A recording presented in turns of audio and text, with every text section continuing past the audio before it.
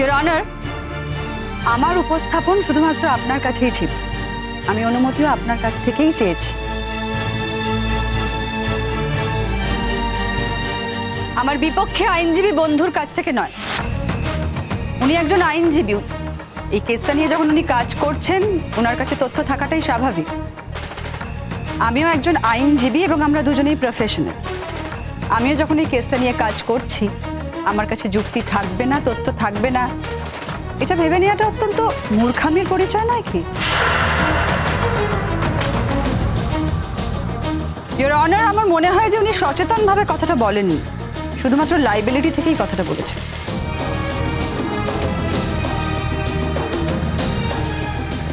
আমি বিনীতভাবে আপনার কাছে একটা প্রশ্ন রাখতে চাই ইওর অনার। আমি এই প্রফেশনে বেশি দিন না থাকা সত্ত্বেও একের পর এক ছক্কা হাঁকানোতে ওনার কি কোনো ইনসিকিউরিটি তৈরি হয়েছে? না মানে তা না হলে আজকে এখানে আপনার সামনে এই প্রশ্নটা রাখার মানে কি? আমি যদি ছক্কা হাঁকিয়ে থাকি, সেটা আমার কৃতিত্বে হাঁকিয়েছি। আমাকে কেউ এই ছক্কা হাঁকানোর জন্য সাহায্য করে দেয়নি। তাহলে তো আমার মনে হয় যে উনি আপনার চেয়ারটাকে অসম্মান করছেন, এই বিচার ব্যবস্থাকে অসম্মান করছেন। আর এই কোর্টে দাঁড়িয়ে এই বিচার ব্যবস্থাকে অসম্মান করার অধিকার ওনার কি আছে? এই প্রশ্নটা আমি আপনার কাছে রাখতে চাই। আপনি সংযত হয়ে কথাবার্তা বলুন। আর শেষ যে কথাটা বললেন, ছক্কা মারা, সেটা আপনি উইথড্র করুন। সরি ইওর অনার, আমি কাউকে আঘাত করবার জন্য কথাটা বলিনি। তবু আমার কথায় যদি কেউ আঘাত পেয়ে থাকে, আমি তার জন্য ক্ষমা প্রার্থী। ইওর অনার, আমি শুধু এইটুকুই বলতে চাইছি যে এই কেসে একের পর এক যুক্তি খাড়া করে যদি কেউ সত্যকে আড়াল করতে চায়, তাহলে একটি মিথ্যা প্রতিষ্ঠিত হবে, যেটা আমাদের সকলের পক্ষে, সমাজের পক্ষে, পৃথিবীর পক্ষে ক্ষতিকর। আপনি বসুন। ইওর অনার, এই পৃথিবীর দায় দায়িত্ব, দেশ এবং সমাজের দায় দায়িত্ব যে একমাত্র উনার কাঁধের ওপরেই আছে, সেটা অবশ্য আমি জানতাম না। আমি তো জানতাম যে এই দায় দায়িত্বটা প্রত্যেকটা মানুষেরই খানিকটা খানিকটা করে বহন করা উচিত এবং আছে। এই দায়িত্বশীলতাটা আমার নিজের মধ্যেও আছে। আমি সত্যিকে সত্যি এবং মিথ্যেকে মিথ্যে বলতে পছন্দ করি। এই প্রফেশনে এসে সত্যি মিথ্যে গুলিয়ে দেওয়ার কাজটা আমি করি না। আর যে কোনো কারণে যদি আমি ছক্কা হেঁকেই থাকি, সেটাই আমার ইউএসপি। আমি সত্যিকে সত্যি প্রমাণ করতে ভয় পাই না, আমি মিথ্যেকে মিথ্যের তকমা দিতে ভয় পাই না। আমি কোনো রকম চাপের কাছে নতি স্বীকার করি না। আর আমি নিরপরাধকে অপরাধীর তকমা দিই না। এবার যদি আপনি আমাকে অনুমতি দেন, আমি মূল বিষয়টাতে আসতে পারি। অনুমতি দেওয়া হলো। শ্রেষ্ঠা ঘোষ ছোটবেলা থেকেই লেখাপড়ায় অত্যন্ত মেধাবী। পড়াশোনা ছাড়া অন্য কোনো বিষয়ে শ্রেষ্ঠা কখনো মন দিতে চাননি এবং দেননি। শ্রেষ্ঠার যে ছোটখাটো কোনো অ্যাফেয়ার ছিল, সেরকমটাও নয়। মাস্টার্সের সময় শ্রেষ্ঠার পরিচয় হয় শঙ্খ রায়চৌধুরীর সঙ্গে।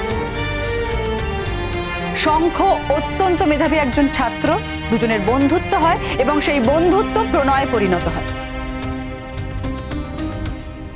সেই সময় কলেজে প্রত্যেকের মুখে মুখে শ্রেষ্ঠা এবং শঙ্খর নাম। সবাই জানতো যে তাদের বিয়ে হবে এবং তারা নিজেরাও জানতেন যে তাদের বিয়ে হবে।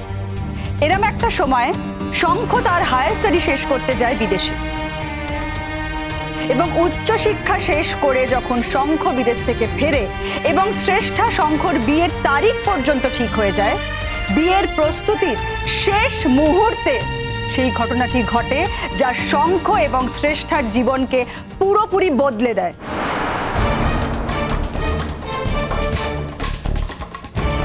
শ্রেষ্ঠা বিদেশে বিভিন্ন ইউনিভার্সিটিতে স্কলারশিপের জন্য অ্যাপ্লিকেশন করে এবং শঙ্খর কাছে অনুরোধ করে, ছুটে আসে, বলে যে তিনি এই কোর্সটা কমপ্লিট করতে চান। যদি ফিরে এসে বিয়েটা করা সম্ভব হয়, অথবা তিনি এটাও অনুরোধ করেছিলেন যদি বিয়েটা করে শঙ্খ এবং শ্রেষ্ঠা একসঙ্গে বিদেশে যেতে পারে। কিন্তু শঙ্খ রায়চৌধুরী বলেন যে কলেজের দায়িত্ব ছেড়ে তিনি কোনো মতেই যেতে পারবেন না, এবং যে নির্দিষ্ট তারিখে বিয়েটা স্থির আছে সেই তারিখেই বিয়েটা ঘটতে হবে, নচেত তিনি বিয়েটা আর করবেন না। শ্রেষ্ঠা শঙ্খকে অনেকবার বোঝানোর চেষ্টা করেছিলেন, কিন্তু শঙ্খ রায়চৌধুরী অনমনীয় থাকেন। তখন শ্রেষ্ঠা ভাবেন যে এরকম একটা সোনার সুযোগ তার জীবনে আর বারবার আসবে না। আর সত্যি তো, এরকম একটা সুযোগ বারবার পাওয়া যায় না। ইওর অনার, আমি প্রথম থেকে বলছি যে শ্রেষ্ঠা অত্যন্ত মেধাবী ছাত্রী, একজন লেখাপড়া প্রিয় মানুষ, তাই স্কলারশিপের ডাক তিনি প্রত্যাখ্যান করতে পারেননি। কিন্তু তার মনে একটা ছোট্ট আশা কোথাও ছিল যে সমস্ত পড়াশোনা কমপ্লিট করে ফিরে আসার পর শঙ্খ রায়চৌধুরীর সঙ্গে ওনার বিয়ে হবে। এবং শ্রেষ্ঠা যখন বিদেশে পড়তে চলে যায়, শঙ্খ তার সঙ্গে অত্যন্ত দুর্ব্যবহার করে। একটি ভাঙা মন নিয়ে শ্রেষ্ঠা বিদেশে পড়াশোনা করতে চায় এবং কিছুদিনের মধ্যেই ও ফিরে আসে। ফিরে আসার কারণ এখনো আমার কাছে পরিষ্কার না হলেও, নয় উনি শঙ্খ রায়চৌধুরীকে ছেড়ে থাকতে পারছিলেন না, তা না হলে ওনার বিদেশে থাকতে ভালো লাগছিল না। যে কোনো কারণেই হোক উনি বিদেশ থেকে চলে আসেন। শ্রেষ্ঠা ফিরে এসে আবার শঙ্খর সঙ্গে যোগাযোগ করেন এবং তখন শঙ্খ পুরনো কথা মনে রেখে শ্রেষ্ঠার সঙ্গে তার সম্পর্ক সম্পূর্ণভাবে অস্বীকার করে। এরই মধ্যে শঙ্খ রায়চৌধুরীর সঙ্গে মোহর বসুর একটা সম্পর্ক তৈরি হয়। শঙ্খর পক্ষে তারপরে আর লুক ব্যাক করা পসিবলই ছিল না। শ্রেষ্ঠা ঘোষ এই অপমানটা মেনে নিতে পারেন। শঙ্খ রায়চৌধুরীর বাড়ির লোক শ্রেষ্ঠাকে অত্যন্ত ভালোবাসতেন এবং সম্মান করতেন, তাই তারা শ্রেষ্ঠার যোগ্যতা বিচার করে তাদের কলেজে শ্রেষ্ঠাকে জয়েন করতে বলেন।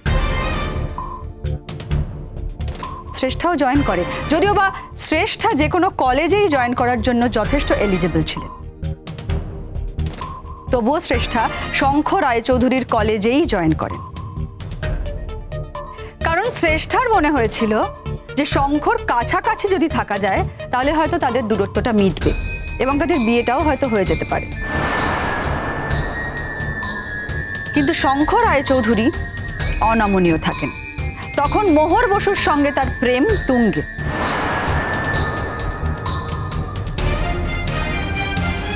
শ্রেষ্ঠা সেটা অ্যাকসেপ্ট করে নিতে পারে। বারবার নানা দুর্ঘটনা ঘটিয়েছেন, তাদের সম্পর্ক ভেঙে দেওয়ার চেষ্টা করেছেন, যা অমানবিক, অভরণীয় অপরাধ, এবং উনি বারবার এই কাজটা করেই গেছেন। অবজেকশন ইওর অনার, একটা কথা আমি পরিষ্কার করে বলতে বাধ্য হচ্ছি।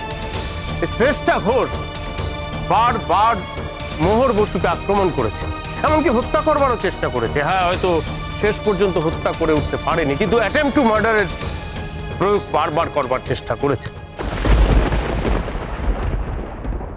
অবজেকশন ইওর অনার, আমি যখন কথা বলছি তখন আমার মনে হয় যে ওনার কথা না বলাটাই কাম্য। যেমন উনি যখন কথা বলছেন তখন আমি একেবারেই ওনাকে বিরক্ত করছি না, তবে যেদিকে উনি দৃষ্টিপাত করলেন তাহলে আমি সেই বিষয়ে কথাটা বলি। ইওর অনার, অ্যাটেম্পট টু মার্ডারের যদি কোনো কেস থাকে, যদি সেই কেস দাখিল হয়ে থাকে, তাহলে তার বিচার নিশ্চয়ই হবে। কিন্তু আজকে এখানে শ্রেষ্ঠা ঘোষ দাঁড়িয়ে আছেন সেই পুরনো অ্যাটেম্পট টু মার্ডারের কেসের জন্য নয়। উনি আজকে এখানে দাঁড়িয়ে আছেন মোহর বসুকে হত্যার অভিপ্রায় কেসের জন্য। আমরা আশা করতে পারি যে এখানে এই কেসটারই বিচার বিশ্লেষণ হবে।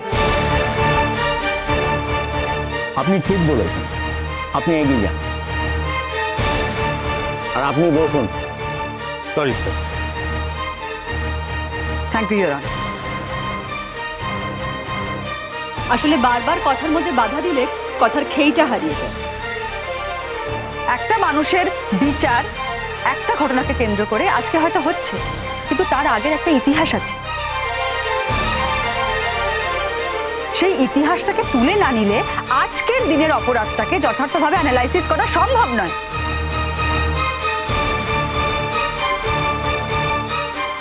মোহরকে কেন্দ্র করে শ্রেষ্ঠা ঘোষ যে অপরাধগুলো ঘটিয়েছেন, সেই অপরাধের সব সময় তার একজন জুরিদার ছিল, অয়নদেব রায়চৌধুরী,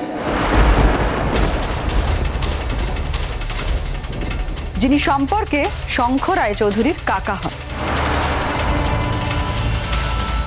এবং উনার মদত ছাড়া শ্রেষ্ঠা কোনো কাজ করতেই পারতো না। উনি প্রত্যেকটা কাজে শ্রেষ্ঠা ঘোষকে মদত দিয়েছেন।